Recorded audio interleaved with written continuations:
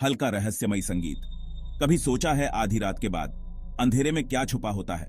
चलो, मैं तुम्हें एक ऐसी गोश्त या सफर पर ले चलूं जो तुम्हारी हड्डियां तक जमा देगी। वो एक तूफानी रात थी, जिस तरह की रात में घर की हर चरमराहट और हवा की फुसफुसाहट रोंगटे खड़े कर देती है।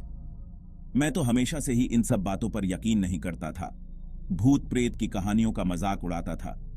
उस रात तक जैसे ही मैं बिस्तर पर लेटा, मेरे इस पुराने चरमनाइटे घर की खामोशी दिलासा देने की बजाय दम घोटने लगी। अचानक एक ठंडी हवा कमरे में घुस आई, जबकि सारी खिड़कियां कसकर बंद थीं। अगले ही पल एक बच्चे की हल्की सी खिलखिलाहट की आवाज गलियारे से गूंज उठी। वो आवाज अटारी से आ रही थी।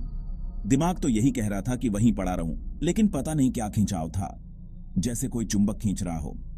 अटारी की तरफ हर कदम के साथ हवा और ठंडी होती जा रही थी, माहौल और घना।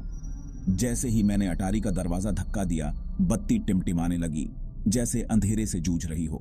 वहां कोने में एक धुंधली सी आकृति खड़ी थी, मुश्किल से ही दिखाई दे रही थी। दिल की धड़कन बढ़ गई, सांस गले में अटक गई, और फिर वो बोला। उसकी आवाज एक फुसफुसाहट थी, लेकिन पूरे कमरे में गूंज उठी। तुम अकेले नहीं हो। डर ने मुझे जकड़ लिया, लेकिन मेरे पांव धूल भरी जमीन पर जमे हुए थे। वो आकृति धीरे धीरे साफ होने लगी, और मैं उसकी पारदर्शी आंखों में दुख देख सकता था। वो एक छोटा लड़का था, दुनियाओं के बीच खोया हुआ, किसी ऐसे की तलाश में जो उसके होने को पहचाने। मैंने पलक झपकी, और बस उसी पल वो गायब हो गया।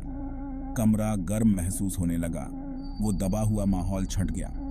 क्या ये मेरे दिमाग का खेल था, या फिर उस छोटे लड़के की आत्मा को आखिरकार शांति मिल गई थी? उस रात के बाद से मैंने गोश्तों के होने पर कभी शक नहीं किया। तुम में से जो लोग सोचते हैं कि भूत सिर्फ कहानियां हैं, एक बार फिर सोच लो। रोमांचक संगीत। याद रखना, कुछ कहानियां अनदेखा करने के लिए बहुत ही सच्ची होती हैं। मीठी नींद सो, और अंधेरे पर नजर रखो। संगीत धीरे धीरे खत्म।